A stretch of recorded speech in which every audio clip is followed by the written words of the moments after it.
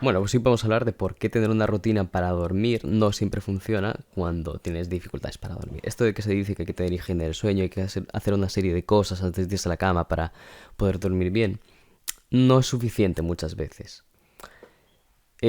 Como ya dije en un vídeo anterior, yo no soy especialista en este tema, simplemente estoy parafraseando a una persona que sí lo es.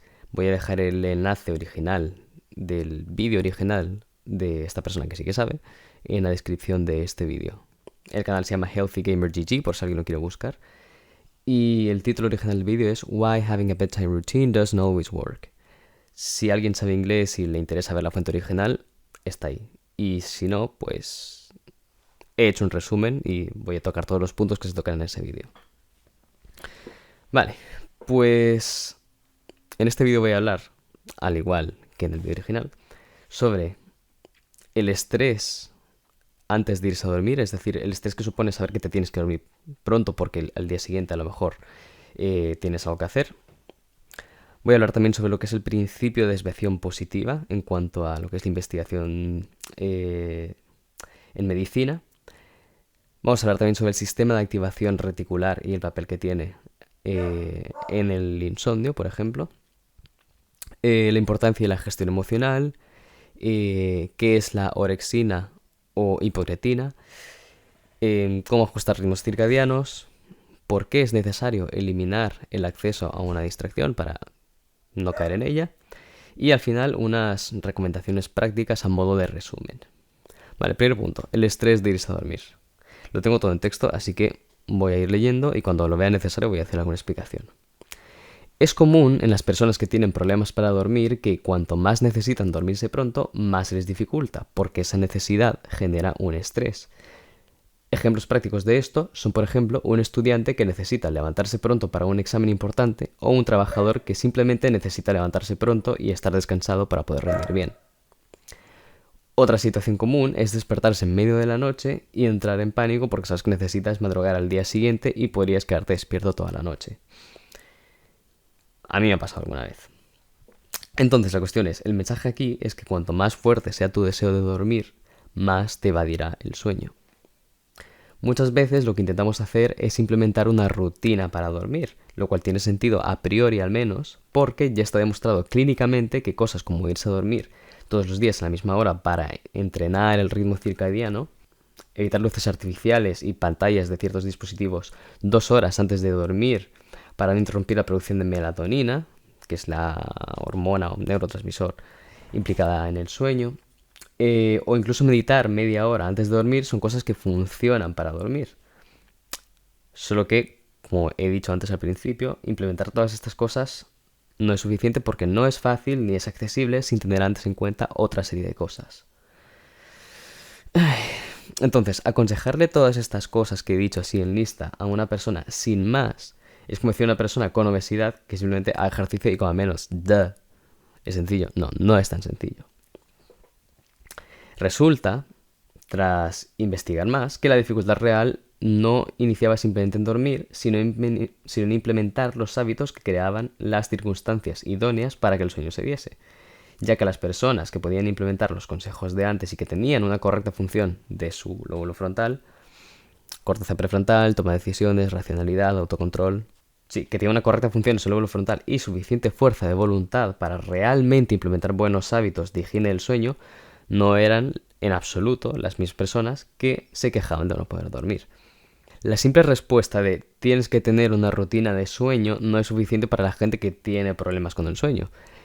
Es por eso que para realmente dar con la solución es necesario entender la neurociencia que hay detrás del sueño. ¿Qué es aquello que te mantiene despierto y qué es aquello que te permite caer dormido? Bueno, pues de entrada tenemos una cosa que se llama sistema de activación reticular, que es la parte del cerebro que controla el estado de vigilia y, entre otras cosas, nos dice cuándo nos tenemos que despertar. Es lo que hace que te despiertes por la mañana de forma automática, cuando no te pones alarma. Si el sistema de activación reticular está calmado o inactivo, entonces el sueño se puede dar. Lo primero que hay que entender sobre el sueño es que no es algo que uno pueda hacer, sino más bien una circunstancia que tú puedes crear para tu cerebro para que éste pueda decir, vale, va, dormimos. Esto es a lo que el sistema de activación reticular responde, no simplemente señales habituales de que hay que dormir, sino más bien la pregunta de si te puedes permitir dormir en ese momento o no. Pero entonces, ¿cómo se descubre lo que funciona para activar o no activar el sistema de activación reticular, valga la redundancia? Bueno, pues aquí es donde entra en juego el principio de desviación positiva. Esto quiere decir que si quieres descubrir cómo hacer algo, no te fijas en el grupo de gente que no sabe cómo hacerlo y resuelves el problema desde ahí, sino que te fijas más bien en el grupo de gente que nunca ha tenido X problema, el que sea, y averiguas qué es lo que hacen ellos diferente a los otros que sí que tienen ese problema. Entonces, una vez que haces eso, ya desarrollas una solución para el grupo que, insisto, sí que tiene el problema.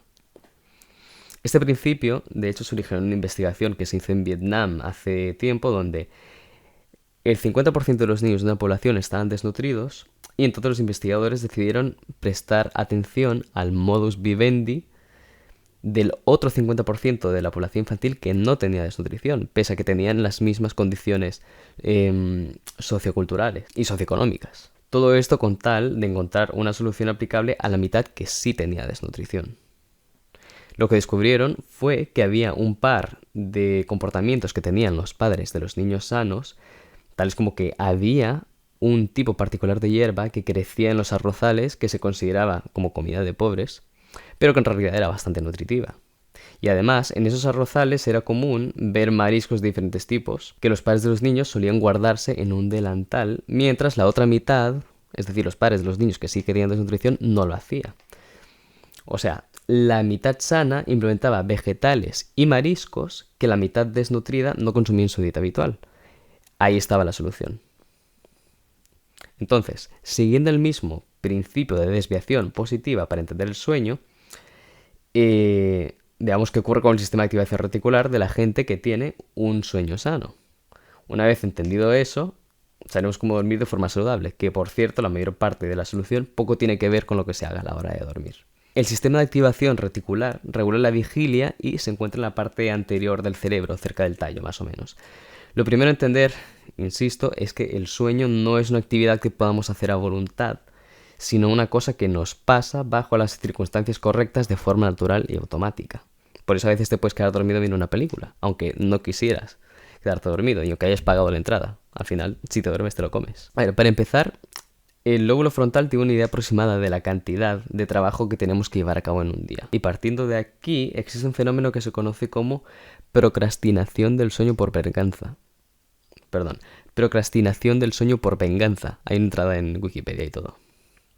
Donde si desperdiciamos el día, nuestro lóbulo frontal nos dice que no podemos irnos a dormir porque tenemos cosas pendientes que hacer. Y cuando esto ocurre, el lóbulo frontal se comunica con el sistema de activación reticular y este impide que nos podamos dormir. Esto cada vez se vuelve más problemático porque resulta que si dormimos menos, nuestro lóbulo frontal se debilita. Es decir, perdemos capacidad de autocontrol. Por ejemplo, puede que alguien se identifique con eso, pero por ejemplo, si estás haciendo una dieta y un día no duermes bien, es mucho más fácil que el día siguiente te la acabes saltando, por poner un ejemplo. El doctor Kanogia, el autor original de esto que estoy divulgando, preguntó a sus pacientes que no tenían problemas para dormir cómo era su rutina diaria, y así descubrió que los que dormían bien hacían tareas productivas durante al menos las primeras 4 horas de su día. Pero es que ni siquiera hace falta completar todas las tareas de la lista sin excepción. Realmente basta con convencer a tu mente racional de que al menos el día ha sido productivo. Y para esto, el mínimo es ser productivo las primeras 4 horas del día. Mayoritariamente, que podamos dormir o no depende de qué hacemos durante las primeras horas que estamos despiertos. Así que si queremos evitar la procrastinación del sueño por venganza, es decir, esto donde sientes que has desperdiciado el día y tienes que compensar, es un mecanismo que no ocurre a nivel consciente, basta con que controles las primeras 4 horas del día. Esto calma a tu lóbulo frontal y permite al sistema de activación reticular estar desactivado a la hora de dormirse, ya por la noche. Vale, ahora vamos a hablar del apartado que creo yo que es quizás la parte fundamental de todo esto, que es la gestión emocional. ¿Qué significa esto de la gestión emocional? Bueno, de entrada vamos a empezar diciendo que en nuestras sociedades ha habido un cambio radical recientemente desde la llegada de los smartphones, como este que tengo yo en mi mano ahora mismo, debido a los cuales el tiempo que dedicamos a la gestión emocional ha caído en picado. Se sabe que cualquier dispositivo digital tecnológico, con pantallas o con altavoces, ya sea un móvil o cosas que puedes ver desde él, como redes sociales, videojuegos, Netflix, Twitch o lo que sea, es igual, incluso podcasts. Todos estos tienen en común una cosa que es bastante problemática y de la que yo creo que se habla poco realmente, que es que suprimen la actividad del sistema límbico, o sea, el circuito emocional. ¿Qué quiere decir esto? Que toda la tecnología que consumimos día a día, todo esto que es tan estimulante, tiene como efecto secundario la supresión emocional. Es decir, estamos constantemente suprimiendo emociones negativas a lo largo del día, todos los días. ¿Y cuál es el efecto que tienen las emociones negativas sobre el sistema de activación reticular? Porque que suprimamos las emociones negativas no significa que las gestionemos, significa que les bajamos el volumen un rato mientras estamos cediendo a lo que nos pide nuestro sistema de recompensa. Porque en el momento que nos estimulamos con grandes liberaciones de dopamina, con estímulos artificiales, se sabe que se reduce la actividad del sistema límbico, pero es solo en ese momento. Cuando tú dejas de jugar a videojuegos o ver tu serie o lo que sea, toda esa actividad del sistema límbico que estabas reprimiendo vuelve. Y es aquí donde vuelven los pensamientos, es aquí donde vuelven las emociones negativas que no estábamos gestionando. La mayoría de nosotros pasamos la mayor parte del tiempo usando un dispositivo digital, porque trabajamos con ordenadores, escuchamos música de camino al trabajo, o podcasts, o estudiamos con un portátil, nos llevamos el móvil al baño. Bueno, yo ahora sabiendo todas estas cosas, pues ya no hago nada de esto, o intento no hacerlo. Bueno, lo de trabajar en un ordenador sí, obviamente, pero ya se entiende lo que quiero decir. Cuando estamos hasta arriba de emociones negativas, ya sea por una ruptura o una discusión con el jefe del trabajo o lo que sea, pues se activa el sistema de activación reticular. Es por eso que si estamos ansiosos o estresados, obviamente no vamos a poder dormir. Por eso el estrés, que es una emoción negativa, que sentimos por saber que nos cuesta dormir, activa la liberación de adrenalina, cortisol y también orexina, que ahora veremos cuál es el papel que tiene. Orexina, hipocretina, la puedes encontrar con diferentes nombres. Todas estas hormonas o neurotransmisores dan lugar a que se active el sistema de activación reticular, que, insisto, es el encargado de hacer que te despiertes de forma automática. Entonces, ¿qué hacer al respecto, teniendo en cuenta todo esto que acabamos de decir? Como ya he dicho antes, tú que me estás viendo habrás notado que cuando te vas a la cama finalmente y dejas el móvil o el dispositivo que sea, las emociones negativas que posiblemente estabas teniendo antes de empezar a distraerte empiezan a venir de vuelta con bastante fuerza.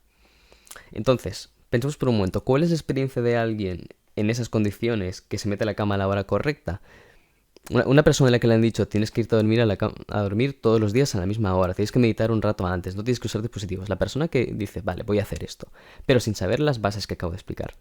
Esa persona lo que hace es que no pueden dormir porque, pese a que están metidos en la cama, su mente está hiperactiva, vagando y a veces incluso inundándose emociones negativas que no han sido gestionadas previamente, porque se estaban suprimiendo. Pero al final la supresión emocional no es más que meter la basura debajo de la alfombra. Pues bien, generalmente en este escenario hay dos opciones. Una, esperar hasta que la fatiga sea tan alta que quien sea que esté en esa situación no pueda resistir despierto y acabe simplemente desvaneciéndose por la fatiga. O dos, ponerse a ver cosas para mantener las emociones y los pensamientos a raya hasta quedarse dormidos por exceso de fatiga.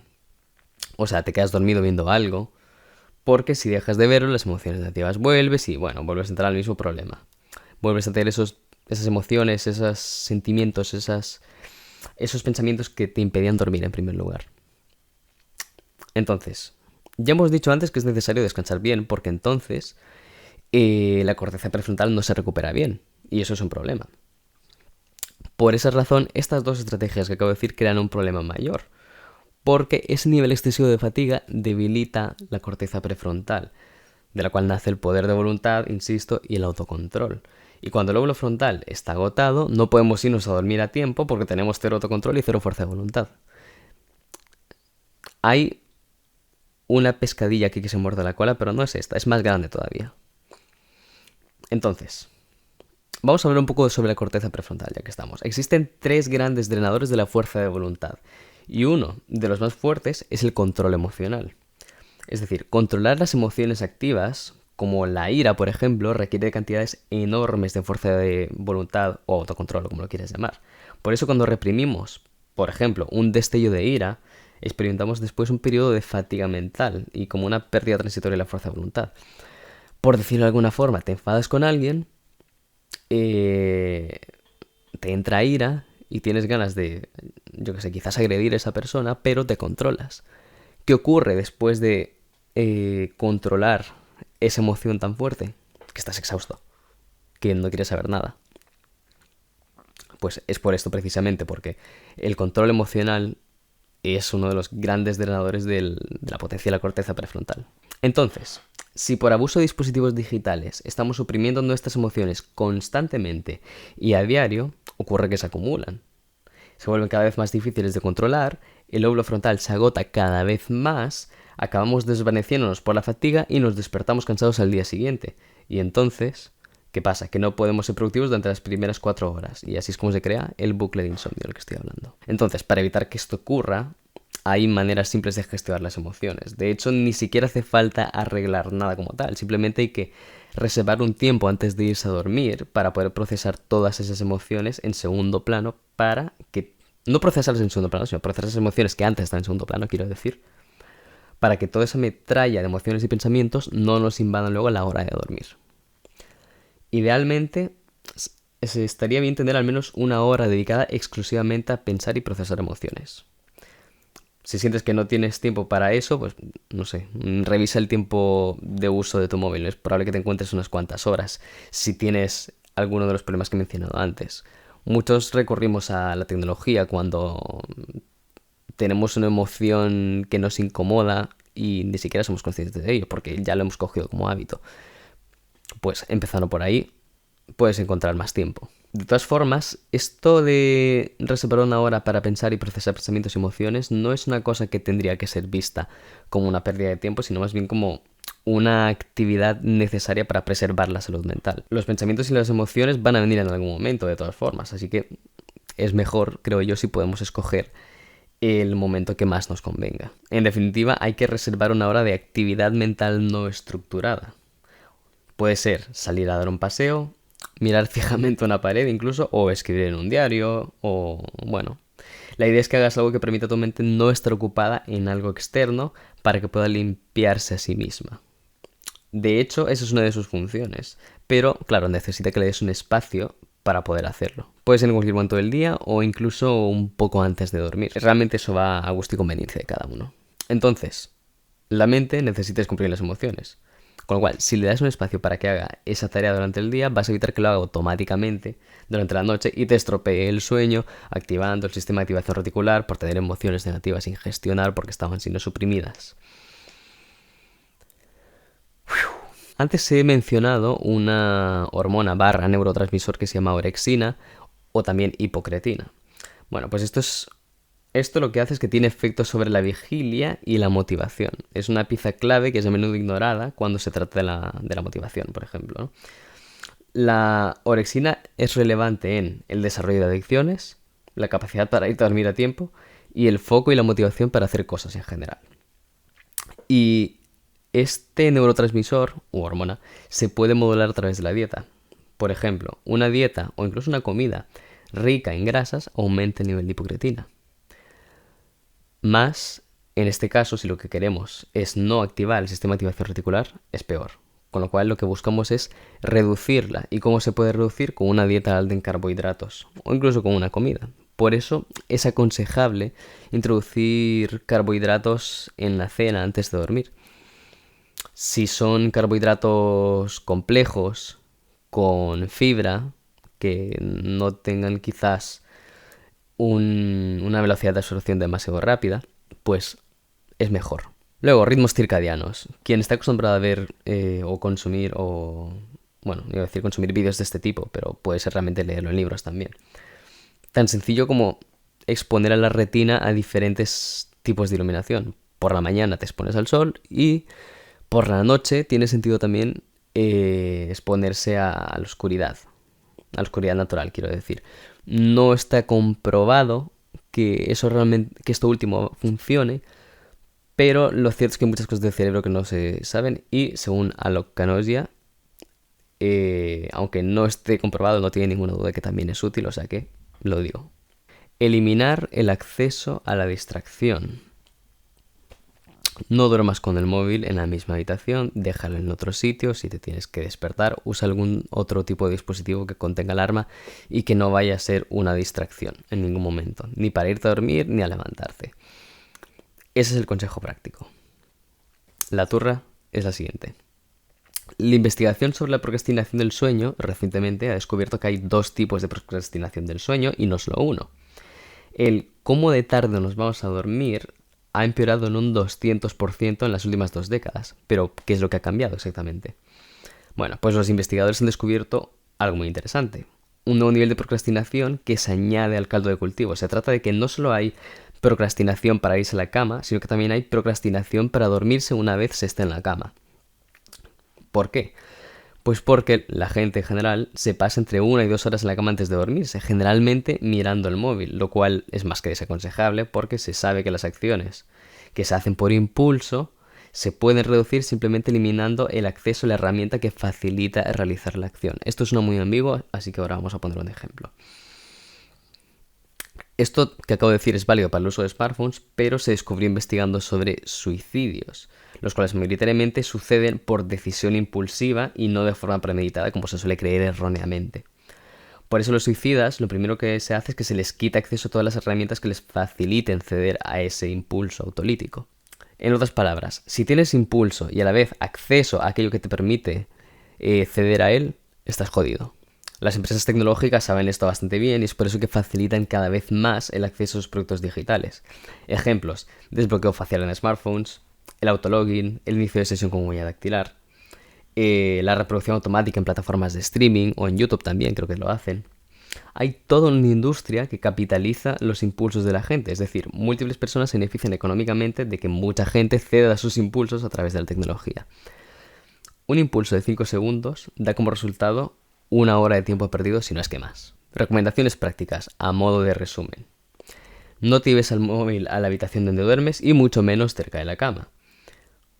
Yo personalmente lo pongo en modo avión incluso. Y luego el día siguiente, las primeras 4 horas, también estoy en modo avión, porque no me interesa mirar el móvil. Y si salgo a dar un paseo en calma, me dejo el móvil en casa. Porque, ¿quién dice que tengamos que estar pegados al móvil todo el tiempo? Si alguien me quiere llamar y yo no estoy ahí, ¿por qué estoy yo obligado a llevar esto encima? Hay que cuestionarse un poco las cosas. Si quieres irte a la cama a tiempo, tienes que asegurarte de que tu sistema de activación reticular no se active. Y para esto, 2 cosas. 1. Cualquier cantidad de trabajo o tareas pendientes del día que tengas, si tu cerebro por la noche no está satisfecho con el trabajo que has hecho ese día, se asegurará de mantenerte despierto. Con lo cual, sé lo más productivo posible las primeras 4 horas del día, al menos. 4 horas. Lo más difícil que tienes que hacer un día, hazlo las primeras 4 horas. Esto ya lo dije en un vídeo anterior porque creo que mezclé cosas, pero es útil igualmente. Y segundo, cualquier cantidad de emociones acumuladas o estrés van a activar la mente y no vas a poder dormir. Así que dedica 1 hora a descubrir pensamientos y emociones para que no te invadan por la noche. Aunque sea sentarte a mirar fijamente una pared, da igual, es necesario. Y es saludable y es útil. Luego, adicionalmente, vigila la dieta y no te excedas con las grasas. Asegúrate de añadir carbohidratos por la noche un par de horas antes de dormir para reducir la orexina o hiporetina por acción de la glucosa y mejorar el sueño. Y nada de dispositivos electrónicos en la cama. Esto es el paso más difícil porque requiere fuerza de voluntad, pero ya hemos hablado de la fuerza de voluntad. Hay que descansar bien, no hay que destruir el sistema de recompensa del cerebro y todo lo que he dicho antes. Entonces, en resumen, así es como la gente que no tiene problemas para dormir, duerme.